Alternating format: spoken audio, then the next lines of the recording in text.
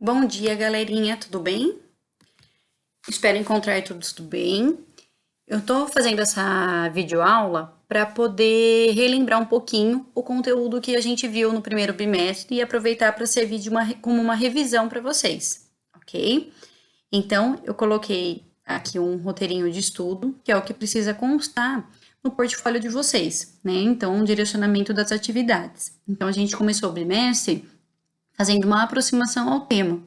Então, a indagação era: quais são as características que um organismo precisa para ser considerado vivo? Né? Então, acerca desse tema, nós fomos afunilando e fomos nos aprofundando nesse assunto. Então, na estação 1, a gente trabalhou um pouquinho sobre essas características efetivamente. Então, o que diferencia um ser vivo de um ser não vivo? Na estação 2, nós conhecemos então essa unidade básica da vida, que é a célula, e falamos um pouco sobre essas classificações de célula procarionte, eucarionte, as diferenças de uma célula vegetal e animal, as organelas de uma célula animal. E na estação 3, vocês fizeram via Moodle um aprofundamento, né, um conhecimento sobre células-tronco, que a gente vai aproveitar e falar também aqui. Então, falando sobre a teoria celular, que é o que embasa essas características para um organismo ser considerado vivo, então essa teoria diz: todos os organismos são compostos de células. Toda célula nasce de outra célula, ou seja, uma célula mãe, ela se divide e forma duas células filhas iguais à célula mãe. E as funções vitais de um organismo ocorrem dentro da célula. E por isso ela é chamada de unidade básica da vida. Então, quando nós estudamos, como que é o corpo do menor ser vivo que existe? Nós descobrimos que é um organismo unicelular. Então, um organismo que tem apenas uma célula, como por exemplo a bactéria, já é considerado um ser vivo, porque é nessa estrutura, nessa célula, que acontecem os processos necessários para a manutenção da vida. Então, a célula é chamada também de unidade estrutural e funcional da vida. E nós vimos também a exceção, né, que é o vírus. Por que o vírus ele, né, está colocado aí como sendo uma exceção? Porque no meio científico existe duas opiniões, né? Um grupo de pesquisadores que classificam o vírus como sendo um ser vivo e um grupo de cientistas que consideram o vírus não tendo vida. Por quê, né? Qual é o ponto de vista desses dois grupos? É isso que a gente precisa conhecer. Então, aqueles que julgam o vírus como sendo um ser vivo, julga porque ele tem a capacidade de se reproduzir e também de evoluir, de sofrer mudanças ao longo do tempo. E o grupo de pesquisadores que julgam o vírus como não tendo vida é porque ele não tem célula e ele não tem um metabolismo próprio, né? Então, ele vai se multiplicar, ele vai se dividir dentro de uma célula. Então, a sua estrutura não é celular. E diante dessa pandemia que nós estamos vivendo, né, por conta de um vírus, eu representei, então, um esqueminha do coronavírus para a gente conhecer um pouquinho sobre ele. Então, o coronavírus, ele é basicamente um vírus de RNA, né, o material genético dele é um RNA, protegido por um envelope de proteínas e lipídios, como está representado no esquema. Então, os lipídios, eles são facilmente dissolvidos em sabão. E por isso que a melhor maneira da gente se prevenir do contágio do coronavírus é lavando as mãos com água e sabão, porque o sabão ele destrói essa estrutura viral e dessa maneira a gente não se contamina por ele. Seguindo na nossa revisão, nós falamos então da célula procarionte e eucarionte. A célula procarionte ela é mais primitiva, porque ela não tem um núcleo separado, ela não tem carioteca, né? Então, procarionte vem antes de ter carioteca. O DNA, então, ele se encontra disperso no citoplasma da célula, ele não está separado das outras estruturas. E tem apenas uma organela, que é o ribossomo. Então, um exemplo de ser vivo formado por célula procarionte é a bactéria, né? Então, eu coloquei um esqueminha para vocês verem, então, essa célula procarionte, né? Tem parede celular, tem o DNA dissolvido nesse citoplasma, né? Ou seja, sem carioteca, e o ribossomo. E a célula eucarionte, então, já é uma célula mais evoluída, ela tem núcleo separado por esse envoltório chamado carioteca e possui mais organelas membranosas, né, como o complexo de Golgi, retículo endoplasmático liso e rugoso, mitocôndria e lisossomos. As células eucariontes, elas podem ser classificadas também em células vegetais e células animais. Então, quais são as diferenças, né? O que nós estudamos da célula vegetal e célula animal? Inclusive, eu tentei representar um desenho parecido com o que está no desafio para vocês relembrarem. Então, a célula vegetal, ela tem parede celular, que é esse revestimento externo que a protege. Ela possui cloroplastos, que são organelas responsáveis pela fotossíntese. Então, é nessa organela que acontece o processo de fotossíntese. Então, eu preciso lembrar. Então, é o vegetal que faz fotossíntese, não o animal. Então, por isso que cloroplasto eu encontro na célula vegetal e não na célula animal.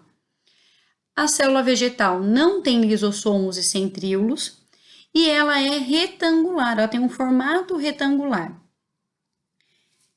Já a célula animal, ela não tem essa parede celular, né? Ela não tem esse revestimento mais espesso externo, ela tem apenas a membrana plasmática que a reveste, que é uma característica também, uma organela também presente na vegetal. Ela não tem plastos, então ela não tem cloroplasto, ela não faz fotossíntese, ela não tem essa organela responsável por esse processo. E ela tem centríolos, que é uma organela que nós vamos falar logo adiante. E como a gente pode ver também, ela tem um formato, né, mais arredondado, diferente da célula vegetal. Falando um pouquinho agora das organelas celulares, então a gente tem o ribossomo, que é responsável por sintetizar proteínas, então fabricar, produzir proteínas. Ele é formado por duas subunidades, né, como está representado nesse desenho. A mitocôndria, ela é uma organela muito importante porque é ela a responsável por fazer a respiração celular, por fazer a troca gasosa dentro da célula. Ela é responsável também por gerar energia, ela produz ATP, né, que é a energia gerada dentro da célula. Como a gente viu que a célula ela é a unidade básica da vida, que um organismo que tem uma única célula já pode ser considerado um ser vivo, então ele precisa de energia. E quem é a organela que faz esse papel é a mitocôndria, ok? Então, também o desenho dela representando aí as suas cristas mitocondriais responsáveis por esse processo. A membrana plasmática, né, ela é uma bicamada lipídica, fosfolipídica, e ela tem o papel de controlar a entrada e saída de substâncias da célula. Então, o que pode entrar e o que deve sair dela. Então, a gente fala que a função da membrana plasmática é a permeabilidade seletiva. Então, é permitir essa entrada, mas de uma forma selecionada, né? Então, ela seleciona o que entra e o que sai dessa célula. Os lisossomos, eles são responsáveis pela digestão celular. Quando nós começamos a falar sobre o que um organismo precisa ter para poder ser considerado vivo, né? Alguns alunos falaram, ele precisa de alimento. Então, a gente já viu, então ele vai produzir dentro da célula a energia, certo? Mas ele também precisa de digestão. Então, quem faz a digestão? São os lisossomos. Então, ele digere essas substâncias que estão aí dentro da célula. Outra organela é o retículo endoplasmático, que pode ser subdividido em retículo endoplasmático liso e rugoso. São dois tipos de organelas diferentes. São parecidas, mas têm funções diferentes. Então, o retículo endoplasmático liso, por que esse nome? Porque ele tem uma aparência, né, mais lisa, justamente pela ausência de ribossomos na sua estrutura. Qual é a função do retículo endoplasmático liso? É sintetizar lipídios, é produzir lipídios. E o retículo endoplasmático rugoso, então o nome também está relacionado à sua estrutura, é porque ele tem ribossomos associados à sua estrutura. E então esses pontinhos pretos que vocês estão vendo está representando os ribossomos e por isso dá esse aspecto rugoso, esse aspecto mais áspero em relação ao retículo endoplasmático liso. E a função do retículo endoplasmático rugoso é transportar e sintetizar, produzir proteínas. Então, esses retículos endoplasmáticos, quando a gente procura na célula, a gente consegue observar ele é responsável pela produção dessas proteínas e desses lipídios, e eles se encontram próximos a um núcleo. Continuando, nós temos também o complexo de Golgi. O complexo de Golgi é uma organela responsável por secretar substâncias, ok? Então, ele secreta substâncias e também armazena, né? Ele empacota, ele armazena, ele segura aquelas substâncias ali dentro do complexo de Golgi. Né? E aí, quando a gente está falando dessas organelas, nós vamos lembrando um pouquinho da radionovela Minha Vida de Organela, né? Onde ele compara o funcionamento de uma célula com uma fábrica. Então, algumas estruturas dentro da fábrica sendo relacionadas com algumas dessas organelas. Então, a gente fez esse comparativo, nós fizemos a revisão, a correção em sala de aula, né? Então, vocês podem pegar depois a estação 2 e voltar um pouquinho na radionovela para a gente lembrar um pouco dessa comparação com o funcionamento de uma fábrica, né? Então, cada funcionário, né, tem ali, executa uma função, é como se fosse uma organela dentro da célula também em conjunto para fazer essa orquestra perfeita da vida. E a última organela, o centríolo, né, responsável por fazer a divisão celular, né? Então, é ele que vai fazer com que aquela célula mãe vai originar duas células filhas iguais a essa célula mãe.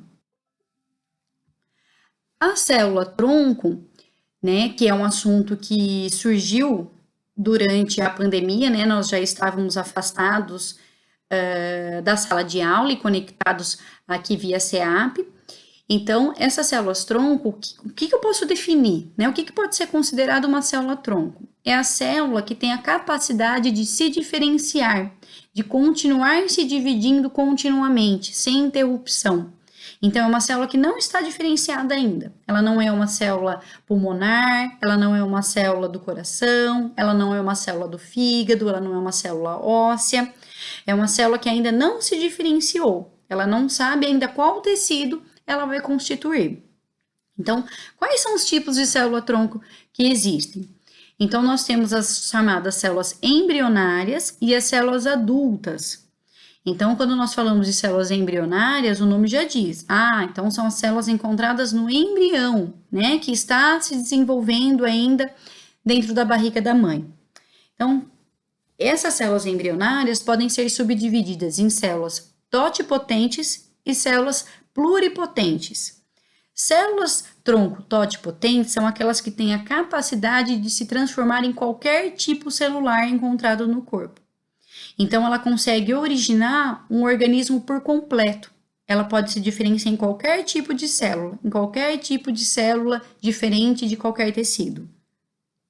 Já as células embrionárias pluripotentes têm a capacidade de se diferenciar em qualquer tipo celular, mas elas não formam anexos embrionários.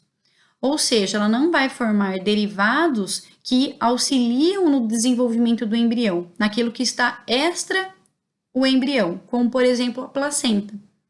Então, ela tem um alto potencial de diferenciação, mas não consegue originar um organismo por completo, porque ela não consegue se diferenciar nas células que vão manter aquele embrião nutrido dentro da barriga da mãe. E as células adultas, elas podem ser chamadas de células-tronco multipotentes, que são aquelas que têm a capacidade de se diferenciar em vários tipos celulares, mas já é um número limitado de diferenciação.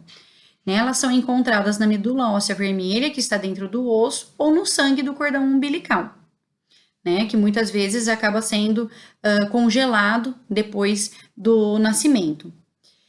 E as células adultas induzidas, elas são células que são diferenciadas, mas que volta por um processo a ter uma capacidade proliferativa feita em laboratório. Então, é uma célula diferenciada que foi induzida artificialmente a um estado de pluripotência. Ou seja, ela readquire a capacidade de continuar se dividindo e de se diferenciar. Ok? Eu espero que essa videoaula ajude vocês um pouquinho na revisão do conteúdo. Ok? Até mais e um beijão!